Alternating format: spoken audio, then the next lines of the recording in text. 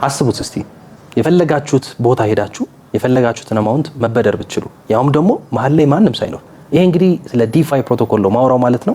ዲፋይ ፕሮቶኮሎች ይሄን እንግዲህ እንዲያደርጉ ወይም ፖቴንሻላቸው ወይም ፊውቸራቸው ይሄ ነው ማለት ነው። ዴይ 17 ላይ ደርሰናል ማለት ነው። ይሄ እንግዲህ በፋይናንስ ማርኬት የሚዘጋጅላችሁ የፋይናንሻል አዌርነስ ለመስጠት ይቺ 30 ቀን ቻሌንጅ ናት። ወደ ገደለው ንግባ።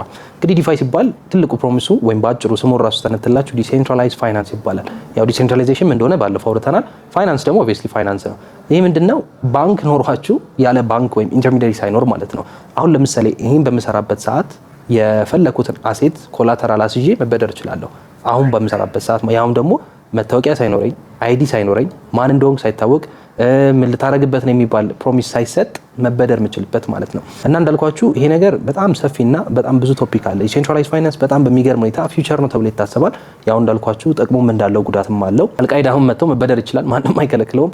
አልሸባብ መጥቶ መበደር ይችላል፣ ምንም ማንም አይከለክለውም። የትኛውም አይነት የህግ ማዕቀፍ አይከለክላችሁም። ለምን? ዲሴንትራላይዝድ ኔትወርክ ስለሆነ ማለት ነው። እና ዲፋይ ላይ ያው እንዳልኳችሁ ብዙ አይነት ዩቲሊቲዎች አሉ፣ ዴክሶች አሉ። ይህ ማለት ባይናንስ ሆኖ ግን ያለ ባይናንስ ውጪ ማለት ወይም ባጭሩ ኢንቲቲ ሳይኖር ማለት ነው። ዴክሶች እንደዛ ነው። አሁን ብዙ ፖፑላር የሆነው ዩኒስዋፕ የሚባለውን የምታውቁት ከሆነ ማለት ነው ዴክስ ነው። ይሄ ማለት የፈለጋችሁትን ቶክን ማንም ምንም ሳትሆኑ ብላክሊስት ሳትደረጉ ትሬድ ማድረግ የምችሉበት ማለት ነው። አንዳንድ ፕሮቶኮሎች ደግሞ አሉ እንደ አቭ የሚመሳሰሉ እና ኮምፓውንድ ፋይናንስ።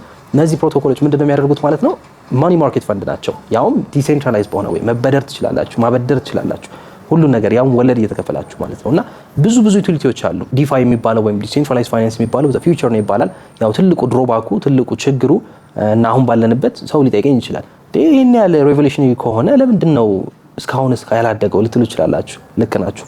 ዲፋይ ገና ከተፈጠረ 5-6 ዓመት ቢሆነው ነው አሁን ባለንበት ማለት ነውና በዛ ታይም የራሱን ስኬል አድርጓል። ግን ትልቁ ችግሩ ስኬለብል አይደለም። ይሄ ማለት ብድሩን ማንም መበደር ቢችልም ያን ያህል ፈንክሽናል አለ ብዙ ማስ ማርኬት ላይ ገና አልደረሰም። ያው ወደፊት ይደርሳል ተብሎ ነው የሚታሰበው። እስቲ እናንተ ምን ታስባላችሁ? ስለዚህ ነገር ተበድራችሁ ታውቃላችሁ? ዲፋይ ተጠቅማችሁ ታውቃላችሁ? ስዋፕ አድርጋችሁ ታውቃላችሁ? እስቲ ከታች ኮሜንት ላይ አሳውቁን። ቀጣይ ደግሞ ስለ ሚም ኮይኖች እና ስለ አርደብሊዩ በደንብ እንወያያለን ማለት ነው።